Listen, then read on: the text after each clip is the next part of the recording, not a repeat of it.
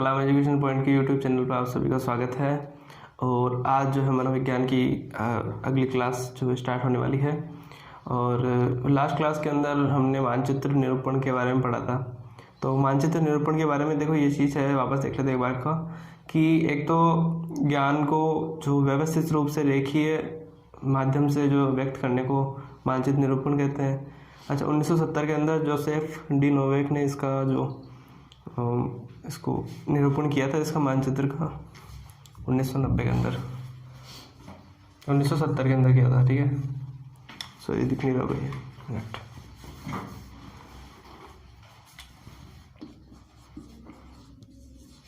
1970 में। ठीक है,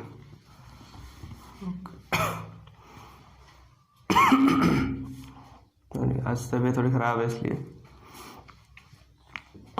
अब जो है आज हम जो पढ़ेंगे वो है समस्या समाधान उपागम। पहले से लिख रखा है, टाइम वेस्ट नहीं हो इसलिए।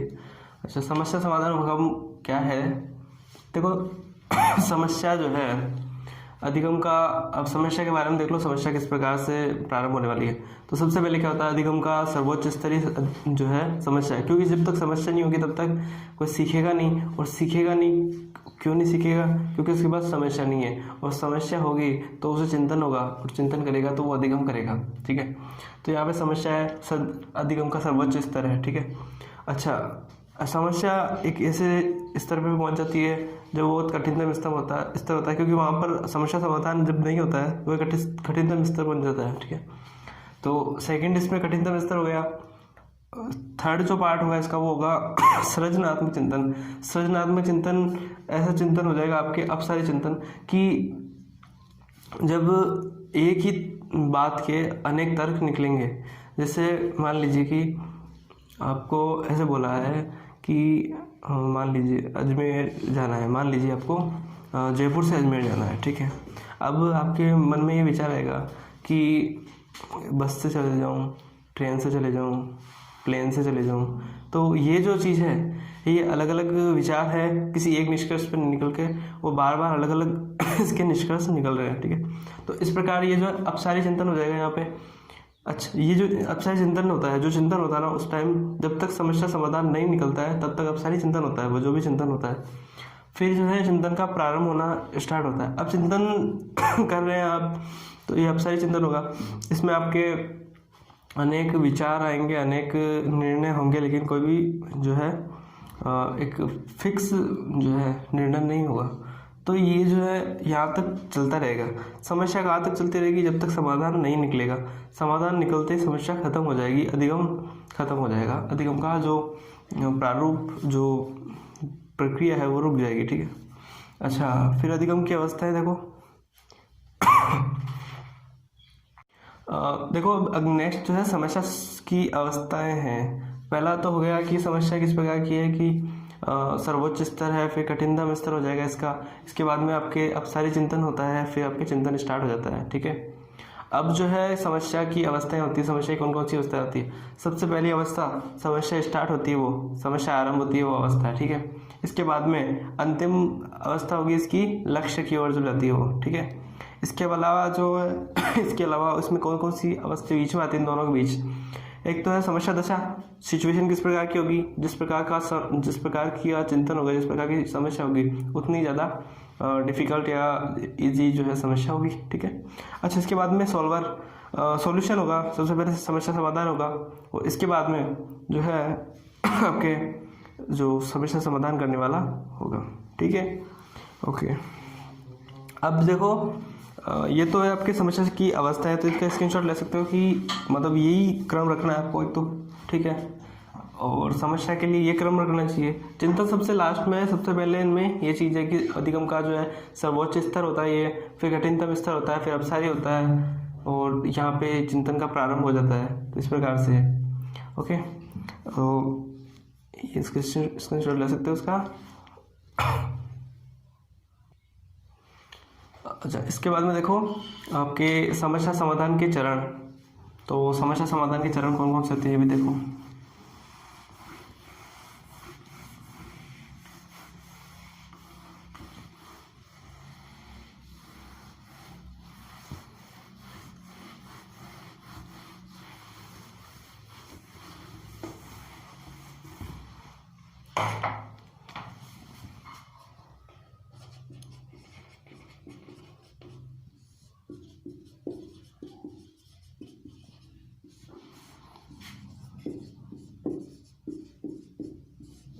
समस्या समाधान के चरण। अब देखो, सबसे पहले समस्या का बोध होना जरूरी है कि समस्या किस प्रकार की है। फर्स्ट हो गई समस्या का बोध, समस्या का बोध हो गया, ठीक है। नेक्स्ट क्या होगा, डाटा एकत्रित करना, डाटा एकत्रण,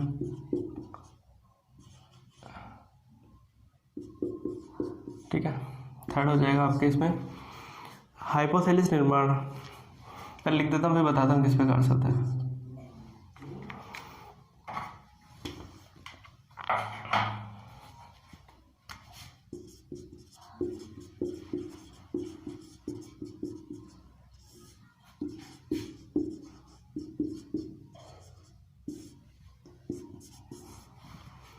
अनुप्रयोग,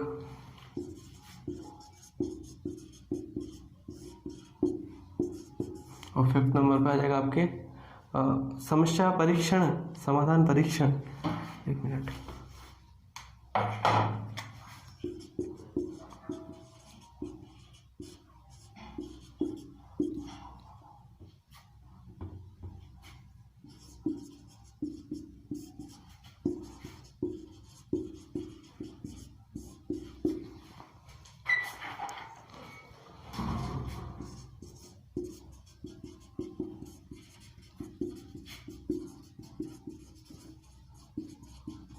अब देखो क्या होता है। देखो, सबसे पहले समस्या होती है, समस्या का बोध होना चाहिए, किस प्रकार की समस्या है, कैसी समस्या है, ये तो पता होना चाहिए। तो सबसे पहला पॉइंट तो ये है समस्या का बोध होना। इसके बाद में डाटा एकत्रित करना, समस्या किस प्रकार से उत्पन्न हुई, क्यों हुई, किस प्रकार इसको मतलब क्यों हुई, किस प्रकार से हुई, और अब आगे क्या कर सकते हैं। तो इस प्रकार का जब होता है, ये डाटा एकत्रित करते हैं अब कि ये समस्या, मान लीजिए कि आपके पास एक समस्या है, मान लो आपको घर जाना है, ठीक है, और बारिश आ रही है, ठीक है, कहीं आप रुके हुए हैं और बारिश आ रही है। अब आपके पास सबसे पहले समस्या उत्पन्न हो गई कि इस पानी से कैसे निकलना है, इस पानी में, ठीक है। तो सबसे पहले आपने क्या किया, इस समस्या के बारे में आपको ज्ञात हुआ कि घर जाना है, तो पहले ये समस्या ये हो गई, आपको जाने के लिए समस्या हुई, ठीक है, घर जाना समस्या हो गई। अब वहाँ पे डाटा एकत्रित, अब डाटा कैसे एकत्रित कर रहे हो आप कि सबसे पहले मैं जो है इस पानी के इस सारे चले जाऊँगा और मेरे कपड़े ख़राब नहीं होंगे, मैं ज़्यादा ख़राब नहीं होऊंगा, इसमें भीगूंगा नहीं ज़्यादा, और इस तरीके से चल जाऊँगा। ये क्या आपने डाटा एकत्रित पहले सोच लिया, ऐसा मन में बना लिया, पहले एक प्री प्लानिंग कर लिया आपने। इसके बाद में क्या करोगे आप, आपके ये माइंड में होगा कि मैं यहाँ से जाऊँ इस प्रकार से और इस प्रकार। ये जो भी कार्य होता है कि आपने एक प्री प्लानिंग, एक मस्तिष्क के अंदर एक पहली एक प्रक्रिया चल गई पूरी कि घर पहुँच गए आप, इस प्रकार से घर पहुँचने तक का पूरा आपने माइंड में सेट कर लिया। और ये क्या होता है, हाइपोथैलेमस निर्माण होता है। जो हाइपोथैलेमस होता है माइंड का जो पीछे वाला भाग, वहाँ पर आपका ये सब होता है, पहले प्री प्लानिंग होती है, मस्तिष्क में हमें पहले से दिख जाता है ये चीज़ कि ऐसे ऐसे होने वाला है, ठीक है। इसके बाद में क्या होता है समाधान परीक्षण। आपने जो समाधान निकाला था, जो मस्तिष्क में हाइपोथैलेमस निर्माण हुआ था, अब आप उसके बारे में सोचें कि यार जैसे मैं जा रहा हूँ और मेरे को मतलब मैं रास्ते में फंस नहीं जाऊँ, ज़्यादा पानी ना हो जाए, ऐसे ऐसे ये भी आप परीक्षण करेंगे फिर कि ये समस्या आ सकती है, मेरे को लेट नहीं हो जाऊँ मैं, या फिर कहीं कोई वजह से कोई रुक नहीं जाऊँ मैं, कहीं रास्ते में रोक नहीं लूँ कोई, तो ये समस्या आ गई आपके। फिर आप क्या करेंगे, जब आपको सारी समस्या सब कुछ हो गया, फिर आप अनुप्रयोग करेंगे, फिर आप जाएंगे घर की तरफ, ठीक है। तो घर की तरफ जाएंगे, अब वहाँ पे क्या होगा कि आपका जब घर की तरफ जाएंगे तो आप सोचेंगे, रास्ते में देखेंगे कि कहाँ जो आपने सोचा था, जैसा आपकी प्लानिंग थी उसके अकॉर्डिंग हो रहा है नहीं हो रहा है, ये सोचेंगे।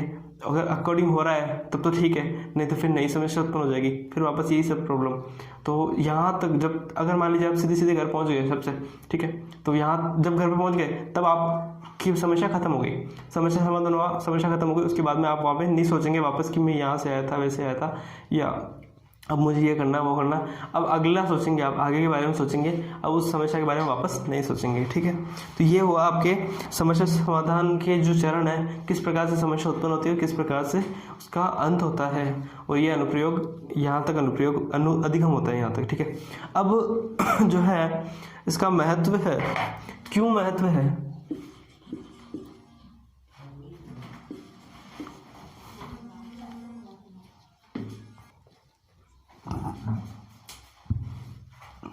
देखो जो समस्या उत्पन्न होती है हमें, तो इसका एक महत्व भी होता है कि समस्या क्यों उत्पन्न हुई है। तो अब आपने जो समस्या समाधान किया, यहाँ पे समस्या है आपके सामने, आपने समाधान किया, इससे आपका कुछ आपको अधिगम प्राप्त हुआ, कुछ आपने अर्जन किया। क्या अर्जन किया आपने? एक आपकी मानसिक क्षमता इसमें जागरण हुई, आपका चिंतन का आधार बढ़ गया, वहाँ पे तार्किक क्षमता बढ़ गई आपकी, पूर्वानुभव बढ़ गया आपका, खोज प्रवृत्ति बढ़ गई आपकी, आत्मविश्वास बढ़ गया आपका।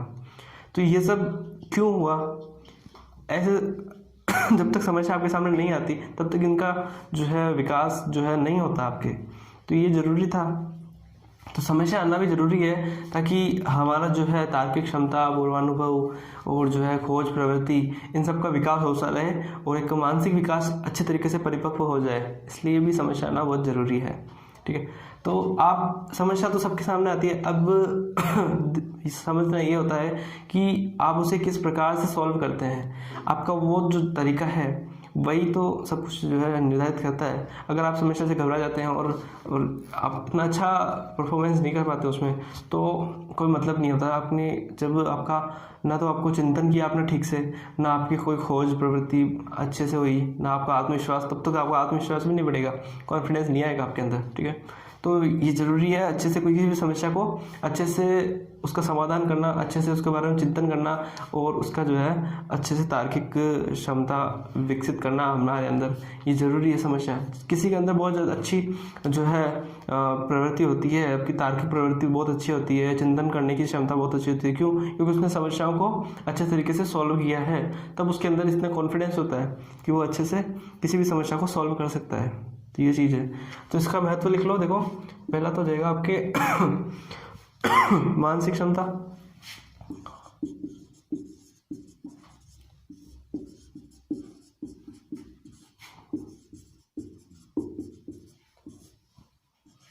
सेकंड जो हो जाएगा इसमें वो हो जाएगा आपका चिंतन आधार।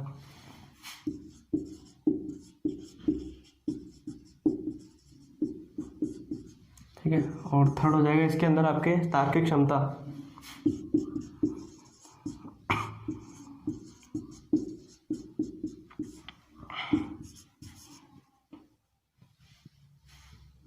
पूर्वानुभव।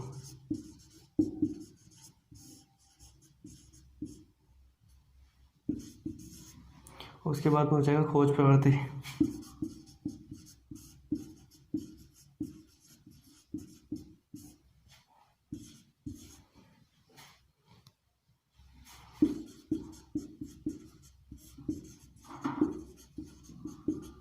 तो ये जो चीज़ है, ये स्टेप, ये महत्व होता है किसी भी समस्या के कारण। कोई भी समस्या उत्पन्न होती है तो एक समस्या मात्र एक समस्या ही नहीं है, समस्या का जो समाधान भी होता है और समस्या का समाधान होता है। तो इसके बीच में कितनी चीज़ें हमारे मस्तिष्क के अंदर, मानसिक विकास में कितनी चीज़ें जो हमारे लिए ज़रूरी है उनका विकास होता है। तो आपके देखो कितना इनमें कॉन्फिडेंस का होता है, आपको अच्छा कॉन्फिडेंस आ जाता है आपके अंदर, खोज प्रवृत्ति अच्छी हो जाती है आपकी, पूर्वानुभव पहले सोचने की। जैसे वहाँ पे सोचे थे आप कि आपको बारिश में घर जाना है, तो आपने किसी पहले पूर्वानुभव कर लिया था कि कहाँ कहाँ प्रॉब्लम आ सकती है, तो उस हिसाब से प्री प्लानिंग कर ली थी पहले से। तो ये चीज़ थी। अच्छा, इसके बाद में देखो, ये तो देख लो अब तक, और इसके बाद में नेक्स्ट देखते हैं।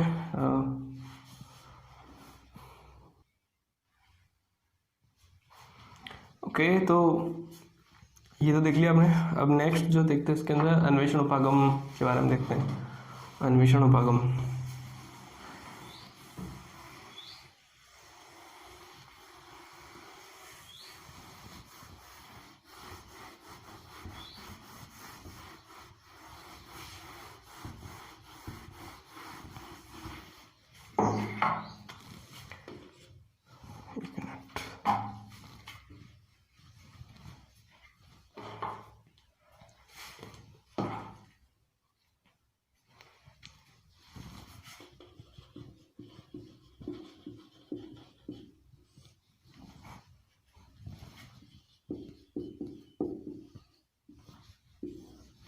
अन्वेषण उपागम के बारे में देखते हैं।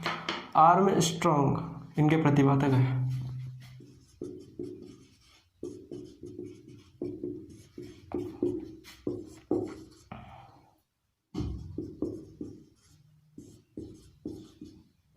ओके, आर्म स्ट्रॉन्ग इनके प्रतिपादक है, और इसको जो है ह्यूरिस्टिक विधि भी कहते हैं।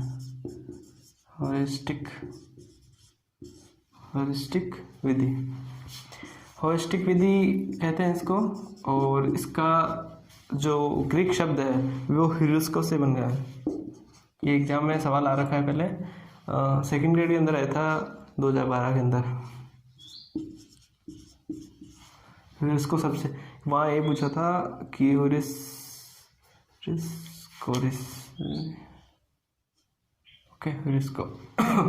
वहाँ पे बोला था कि जो अन्वेषण उपागम है उसमें जो हॉरिस्टिक विधि काम में लेते हैं वो किस शब्द से मिलकर बना है। तो यह सवाल ऐसे आता है कि ये ग्रीक शब्द था, तो कौन सी भाषा का शब्द था, ग्रीक शब्द है, ठीक है। या फिर सवाल आते हैं कि जो हॉरिस्टिक विधि है वो किस शब्द से मिलकर बनी, किस शब्द से बनी है, तो वो ह्यूरिस्को शब्द से बना है। अच्छा, अब इसके बाद में देखो इसका अर्थ होता है, ह्यूरिस्को का अर्थ देखो,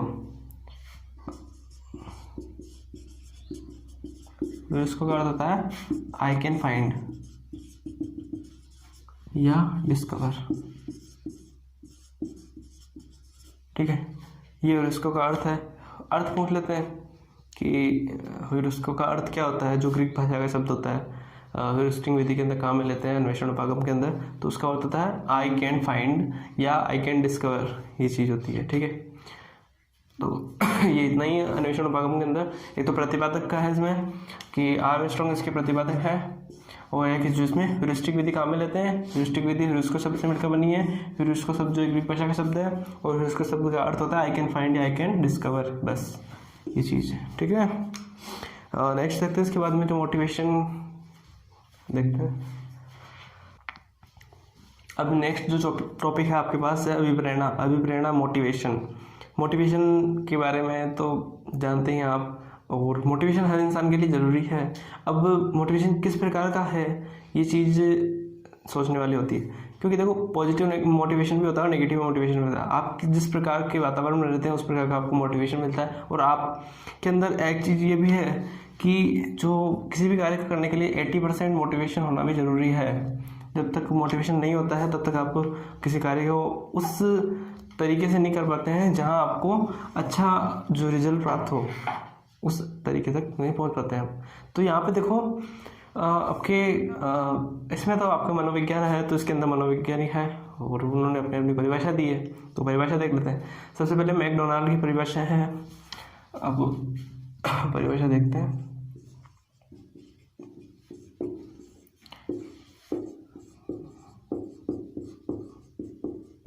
मैकडोनाल्ड ने क्या परिभाषा बोली है? मैकडोनाल्ड ने ये बोला है, अभिप्रेरणा व्यक्ति के अंदर ऊर्जा परिवर्तन है।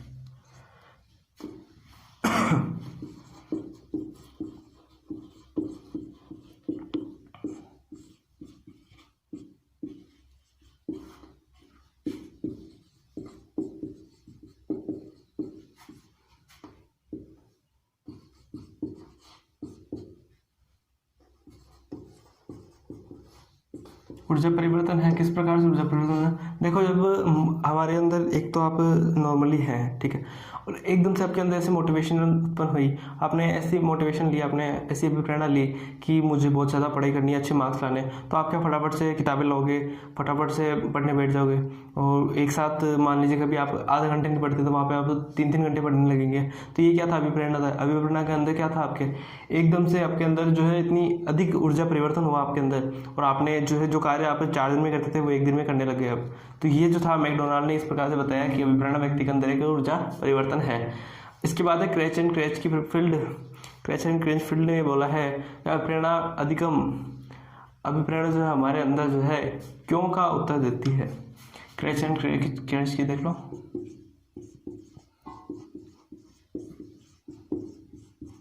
क्रैच एंड क्रैच ने ये बोला है अभिप्रेरणा हमें क्यों का उत्तर देती है।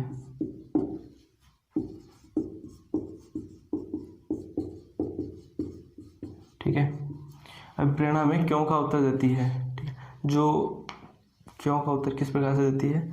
आप किसी भी कार्य को क्यों करेंगे, क्या आपको ज़रूरत है, क्यों ज़रूरत है, ये चीज़ बताती है अभिप्रेरणा आपके अंदर। मान लीजिए आपको अच्छे मार्क्स लाने हैं तभी आप पढ़ाई करेंगे। तो ये अभिप्रेरणा आपको बताती है कि आप अच्छे मार्क्स लाओ, आपको अच्छा रिजल्ट मिलेगा, तो तब आपके अंदर ये जागरूक होती है, एनर्जी उत्पन्न होती है हमारे अंदर, तब हम जो है अभिप्रेरित होते हैं। ठीक है। नेक्स्ट इसके बाद में BF स्किनर की है, और अभिप्रेरणा अधिगम का सर्वोच्च राजमार्ग है। BF स्किनर का मनोविज्ञान के अंदर BF स्किनर का काफ़ी ज़्यादा रोल मिलेगा।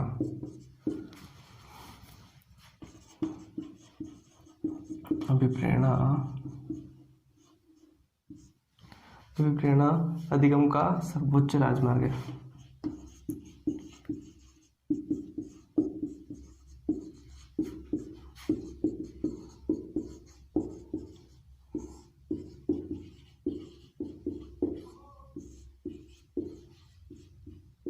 ओके,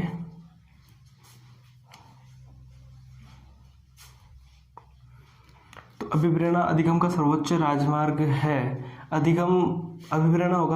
अभिप्रेरणा होगी, मान लीजिए आपने जैसे पढ़ाई करने बैठे आप, ठीक है, तो आपको क्या होगा, अधिगम होगा ना, वहाँ पे आपको सीखेंगे। वहाँ पे जब आप एनर्जी के साथ में कुछ चीज़ करते हैं, तब वहाँ पे आप कुछ ना कुछ सीखते हैं, कुछ ना कुछ अर्जन करते हैं आप। ठीक है, तो ये BF स्किनर ने बोला है कि अभिप्रेरणा अधिगम का जो सर्वोच्च राजमार्ग है।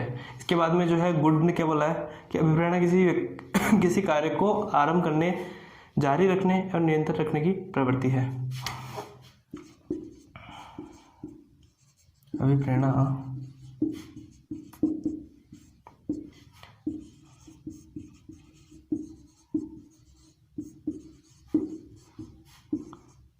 जारी रखने, अभी किसी कार्य को आरंभ करने, सबसे पहले आरंभ करने आएगा।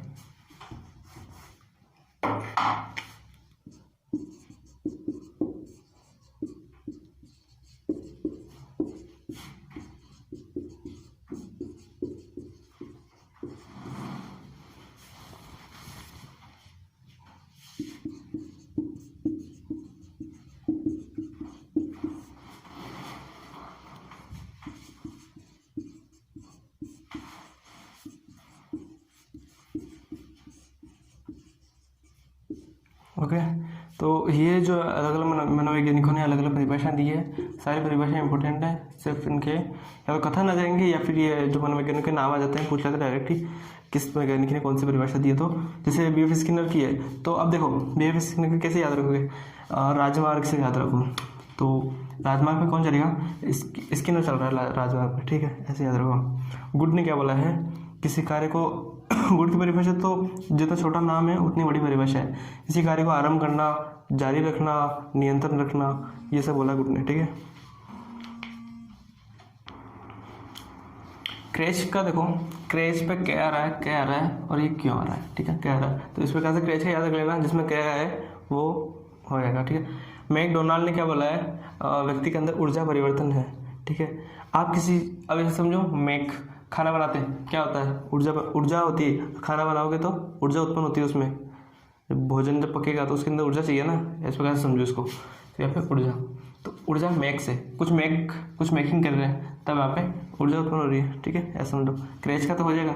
BF स्किनर कहाँ चल रहा है, सड़क पे चल रहा है, राजमार्ग पे चल रहा है। ठीक है, और गुड़ के लिए बड़ी, जितना छोटा नाम है उतनी बड़ी परिभाषा है, इस प्रकार से याद रखना इसको। ठीक है, ओके, ये चीज़ हो गई है, इसको देख लो एक बार, और नेक्स्ट देखते हैं इसके बाद में। ओके, तो अब जो है अभिप्रेरणा पढ़ लिया हमने, मोटिवेशन। अब पढ़ रहे हैं अभिप्रेरणा के प्रकार। अभिप्रेरणा के प्रकार देख लेते हैं एक बार, तो उसके बाद में अगला जो भी होगा वो नेक्स्ट वीडियो में देख लेंगे।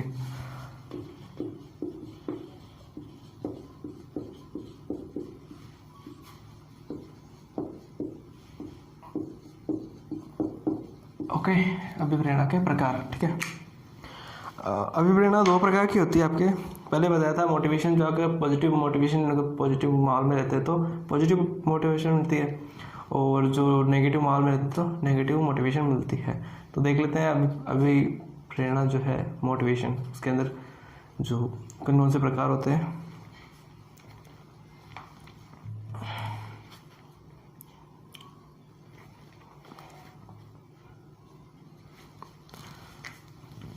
इसके अंदर जो सकारात्मक और है एक नकारात्मक।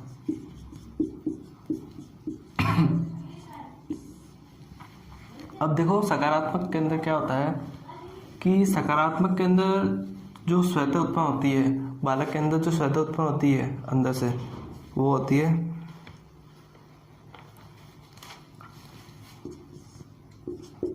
स्वतः उत्पन्न होने वाली।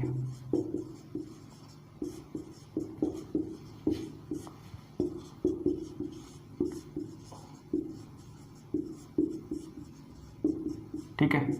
और जो बाहर से उत्पन्न होती है, बाहर से उत्पन्न मतलब आप किसी के द्वारा आपको मोटिवेट किया गया है, वो जो मोटिवेशन होती है वो नकारात्मक मोटिवेशन होती है। बाह्य रूप से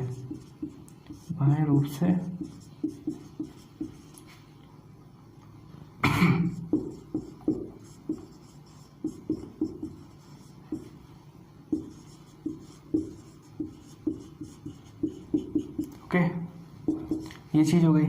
अच्छा, इसके बाद में देखो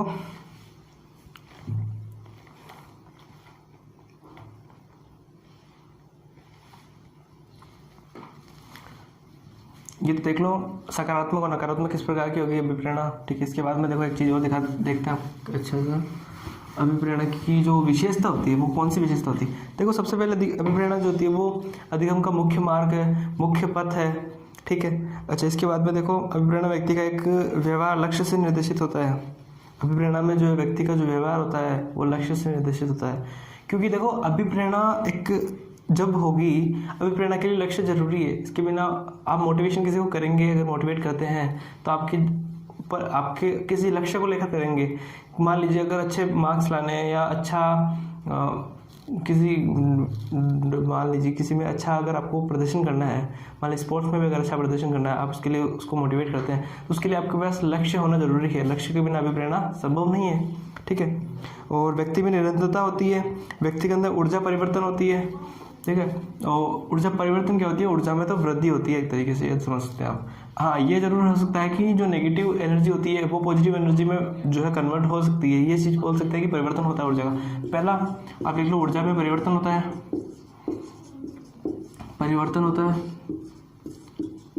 विशेषता है ना, विशेषता कर लो इसको, अभिप्रेरणा की विशेषता।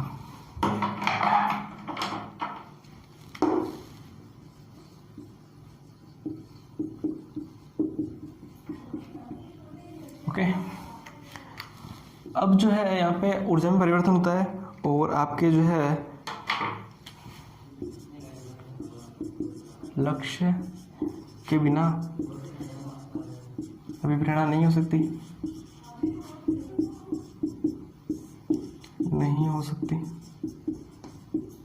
ठीक है। इसके अलावा जो है अभिप्रेरणा के लिए अभिप्रेरणा अधिगम का मुख्य पथ है।